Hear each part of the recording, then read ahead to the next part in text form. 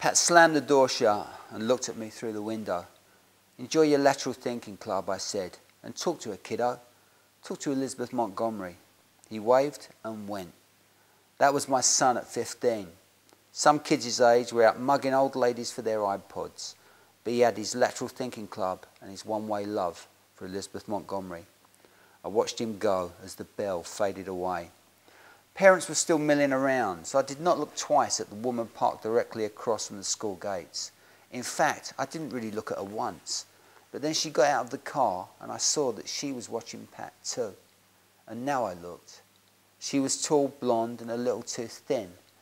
Dressed for serious exercise, a dark tracksuit, proper trainers, and a raincoat thrown over the top of her running clothes, looking a touch unkempt and exhausted, but who doesn't in the aftermath of the school run? Despite the blue September sky, the morning was cold enough for me to see her breath.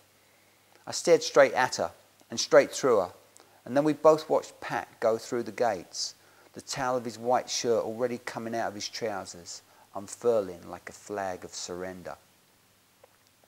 And then I looked at her again, and something deep inside me fell away. Because I always think that it's bizarre. No, I always think it's unbelievable.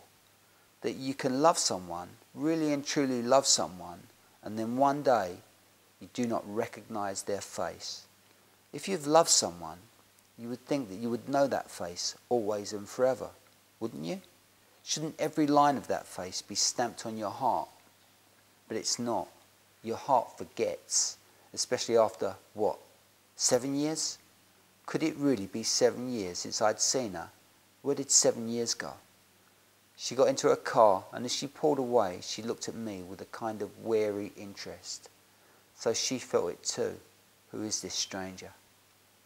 And by then it was all coming back to me, all of it. Oh yes, she had changed, older, thinner, and many miles travelled in worlds that had nothing to do with me.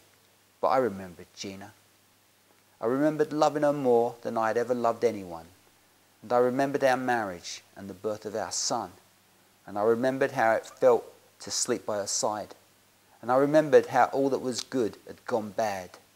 And how it had hurt so much that I truly believed nothing could ever be good again.